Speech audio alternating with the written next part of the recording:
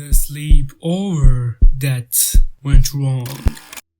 It's supposed to be just another fun sleepover with friends, the kind we'd had a million times before. But this one changed everything. It was a Friday night, and I was at my friend Emily's house with 3 other girls, Sarah, Jess, and Megan. Emily's parents were out of town, so we had the place to ourselves. We had spent the evening watching movies, eating junk food, and gossiping. You know, the usual. Around midnight, after we'd had our fill of scary movies, Megan suggested we try something different. She had heard about this game online, a ritual, really. It was called the Midnight Man. Supposedly, it was an old pagan game used to punish those who broke the rules. We all thought it was just an urban legend, something people on the internet made up to scare each other. But Megan was convinced it was real. I didn't want to do it. The idea of summoning anything, didn't sit right with me. But the other girls laughed it off, saying it would be fun, just a harmless thrill. Against my better judgment, I went along with it. The game was simple but creepy. You needed a piece of paper, a candle, a drop of your own blood, and your full name written on a paper. At midnight, you were supposed to knock on your front door 22 times, with the final knock coming exactly at 12 a.m. Then you had to invite the Midnight Man in by opening door, blowing out the candle, and relighting it immediately. The goal was to survive until 3:33 a.m. without letting the candle go out. If it did, you were supposed to surround yourself with a circle of salt to protect yourself. The Midnight Man, according to the legend, would then come to claim you. We thought it was just a game, so we each wrote our names on the paper, pricked our fingers to draw a drop of blood, and followed the instructions to the letter. When we finished, everything was quiet. The house felt colder and the air seemed heavier, but we all tried to laugh it off. Sarah joked that the Midnight Man was probably too scared to show up, but deep down I felt uneasy, like we'd crossed a line we shouldn't have.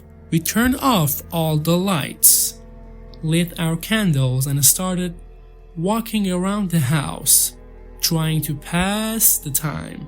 At first nothing happened, but then around 12:30 things started to get weird.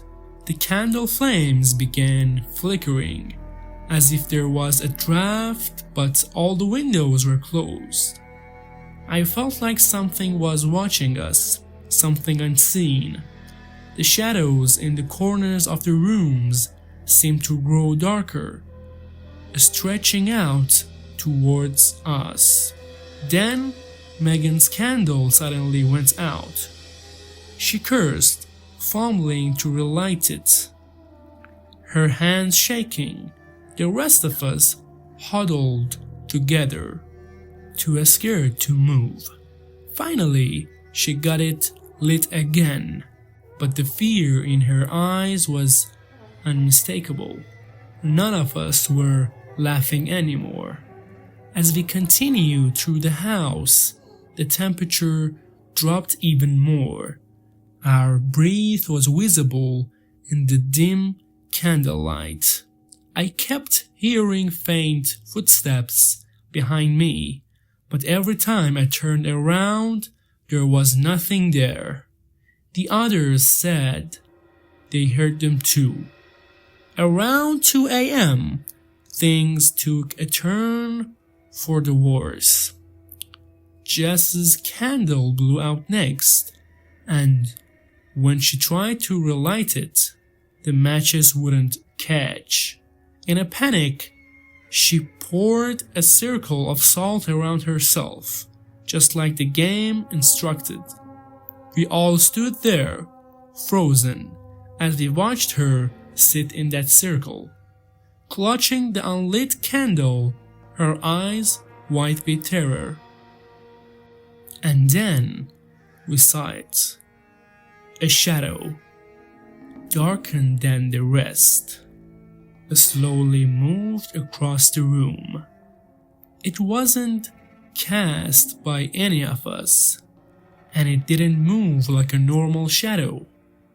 It crept along the walls, growing larger, more solid, until it stood right behind Jess. She couldn't see it, but we could. It was tall with long, spindly fingers that seemed to reach for her. We screamed at her to stay inside the circle, to not let it touch her. Jess started crying, begging us to make it stop, but there was nothing we could do. The shadow loomed over her, and suddenly it disappeared. Just like that, it was gone. But the terror it left behind was suffocating. None of us could sleep. We just sat there, clutching our candles, counting the minutes until 3:33 a.m. When the time finally came, we blew out our candles and ran out of the house, not daring to look back. We never talked about what happened that night, not really, but I know we all remember. A few weeks later, Jess moved away.